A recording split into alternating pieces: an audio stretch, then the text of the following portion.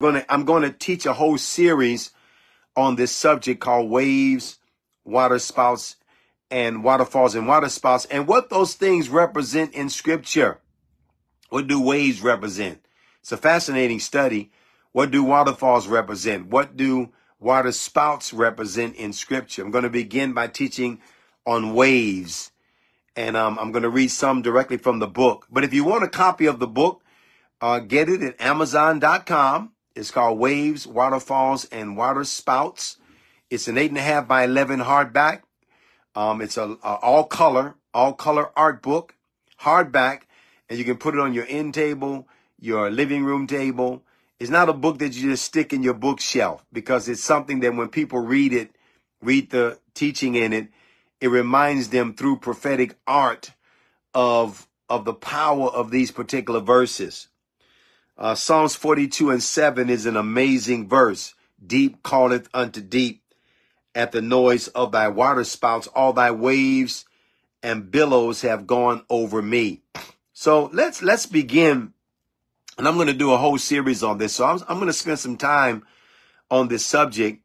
And I think that the teaching will be very informational, revelational, and fascinating. Now let me read the amplified verse of that verse, Psalms 42:7. It said, deep calls to deep at the thundering sound of your waterfalls. So the King James says water spouts. The Amplified says the thundering sound of your waterfalls. All your breakers and your waves have rolled over me. Now that's an amazing verse. And the word waves, by the way, is found more in the book of Psalms than any other book in the Bible.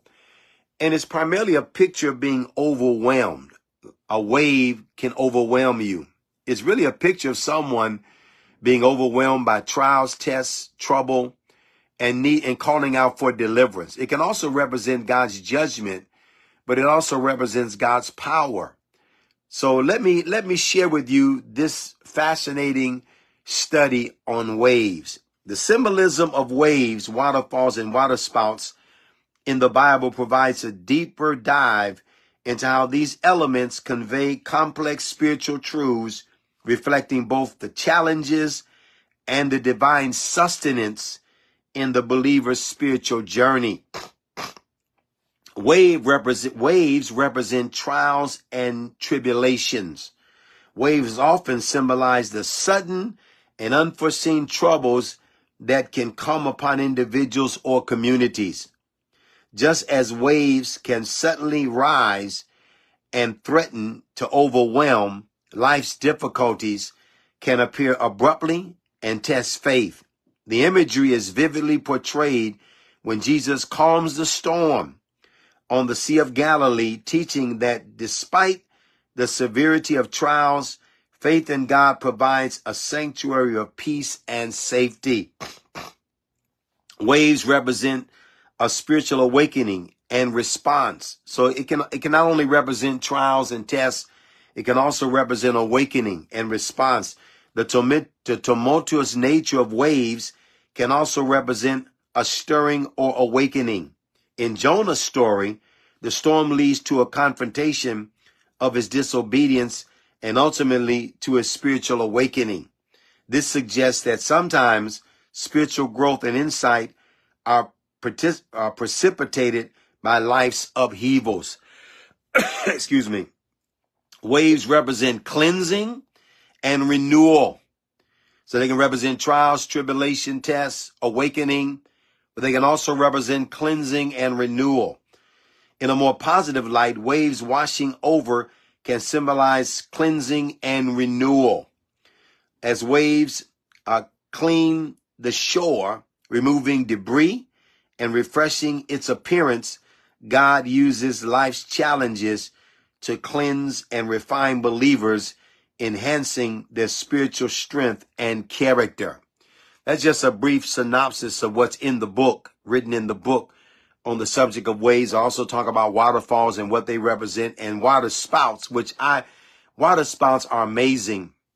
It's like a tornado on the water and what that represents. Now here's a verse in the book of Job that mentions waves I want to expand on today. Job 9 and 8. And you can write this down, refer to it later. Job chapter 9, verse 8. Job, speaking of God, says this about God, which alone spreadeth out the heavens and treadeth upon the waves of the sea. So God treads upon the waves of the sea. Now, what does that mean? What does God treading upon the waves of the sea? And if you're online, if you're watching here on Facebook Live, type in the word waves in the comments. Waves. That's what we're talking about today. Type in the word waves. What does it mean when it says God treads upon the waves of the sea? Well, Job 9:8 in the Bible often reads something like this, depending on the translation. He alone stretches out the heavens and treads on the waves of the sea.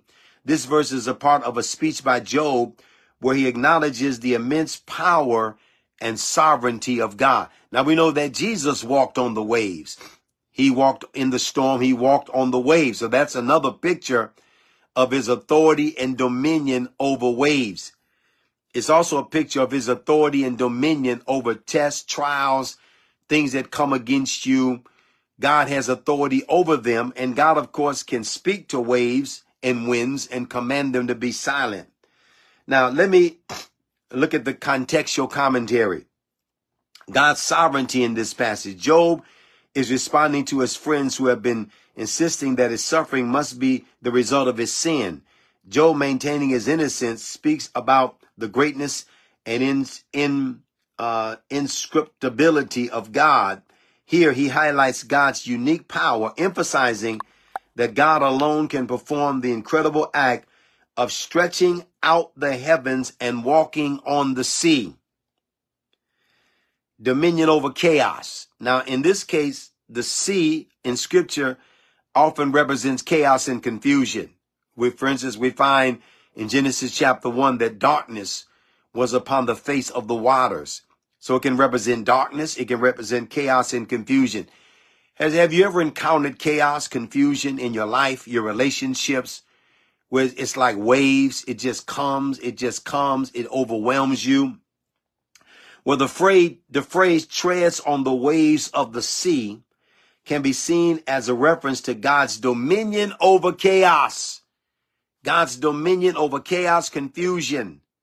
God's dominion over something that's tumultuous, something that's overwhelming, something that's hitting your life like a wave. God's dominion. God treads upon the waves of the sea. Job chapter 9, verse 8. In ancient Near Eastern thoughts, the sea often represented chaos and disorder. By asserting that God treads on the waves, Job is expressing the belief that God has mastery over even the most chaotic and uncontrollable elements of creation. God has dominion and mastery over even the most chaotic and uncontrollable elements of creation. So no matter how tumultuous, chaotic, confusing life can be, God treads upon it. God walks upon it. God has dominion over it. God is able to silence it. God is able to still it. God is able to still it. S-T-I-L-L. Excuse me. God is able to bring you out of it. God is able to deliver you from it. And what is the theological significance of this? God's incomparable power. Job's acknowledgement of God's power serves to underline the vast gap between human and divine capabilities. It brings out the idea that human understanding is limited, and cannot fully grasp God's ways. Well, we can't walk on the waves of the sea. We can't tread upon the waves of the sea. We're limited. We can't steal the waves of the sea, but God can. And I want you to believe as we get into this study that whatever chaos, confusion that comes against your life, I pray that God would tread upon it. God would walk upon it. God would still it. God would stop it. God would take dominion over it. That God would bring you out of it. That it would not overwhelm you. It would not destroy you. It would not kill you. it will be stilled because God treads upon the waves of the sea. This also talks about suffering and God's sovereignty. Job's reflection on God's power is significant in the context of his suffering. Despite his pain and the apparent injustice he is experiencing, Job recognizes that God's ways and reasons are beyond human comprehension. This acknowledgement can be seen as an expression of faith, trusting in God's ultimate wisdom and justice, even when circumstances are inexplicable. This verse is a part of a larger poetic discourse, and its language is meant to evoke a sense of awe and reverence. God treads upon the waves of the sea. That evokes awe, reverence for God, of his majesty, his power, his dominion, his authority. The poetic nature underscores the beauty and majesty attributed to God's actions. And then what's the practical application of this? Faith in difficult times. Job 9:8 can inspire believers to trust in God's power and sovereignty, especially during times of personal chaos and suffering. It encourages a perspective that looks beyond immediate circumstances to the greater, often mysterious purposes of God. It also represents humility and worship. Recognizing God's unmatched power and wisdom can lead to a posture of humility and worship. It reminds believers of their place in creation and the appropriate response of reverence and awe toward their creator. It also understanding God's nature. This verse contributes to the broader biblical narrative about God's nature as all-powerful and sovereign. It invites readers to meditate on the characteristics of God, deepening their understanding and relationship with him. In summary, Job 9:8 captures Job's profound reverence for God's unparalleled power and sovereign control over creation. It reflects a theological truth about God's dominion and invites believers to trust and worship him even amidst life's uncertainties and trials. Even in the midst of chaos, confusion, the waves are overwhelming your life. Even in the midst of trials, tests, tribulation, God's dominion over the waves. God treads upon the waves of the sea. Job 9:8. And I'm here to decree today that God is coming into your situation, no matter how chaotic it may appear, family, finances, health, ministry, business, no matter how chaotic, no matter how many waves have come against you, no matter how many waves are trying to overwhelm your life, I decree Job 9:8 over you that God treads upon the waves of the sea. And just as Jesus walked upon the waves in the Sea of Galilee, he is walking upon the waves in your life and taking dominion over them, and then speaking to those waves and saying, peace be still. I speak peace. I speak shalom into your life. And I pray that as you get a revelation of this subject of waves, you will understand the immense power that God has.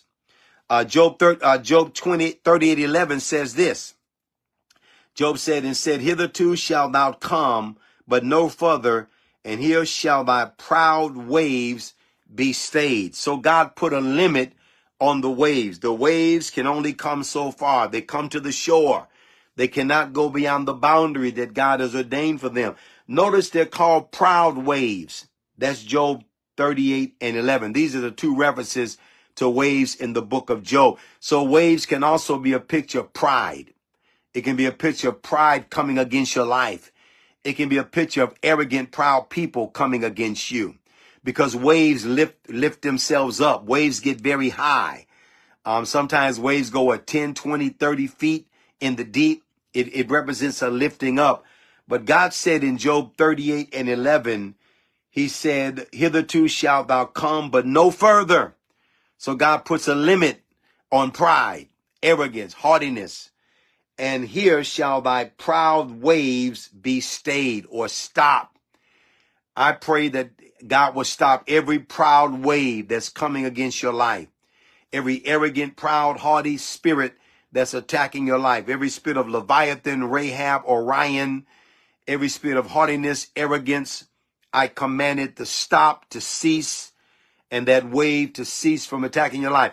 Every attack from proud, arrogant people, I command it to die. I command that attack to stop, and for God to steal that wave and tread upon that wave, according to Job 38 and verse 11. Now, I have a lot of scriptures I'm going to cover in this subject, and I've been waiting for the book to be released so that I can get into this message. God gave me this message a few weeks ago, and it was something I never received before. I came home one evening and the Lord gave me the message, waves, waterfalls, and water spouts. I've never preached it. I've never heard anybody preach this. Some people probably have preached it. I'm sure it's been preached before, but I've never heard it. And I began to write, began to meditate on this, and began to do the artwork. And now the book is available.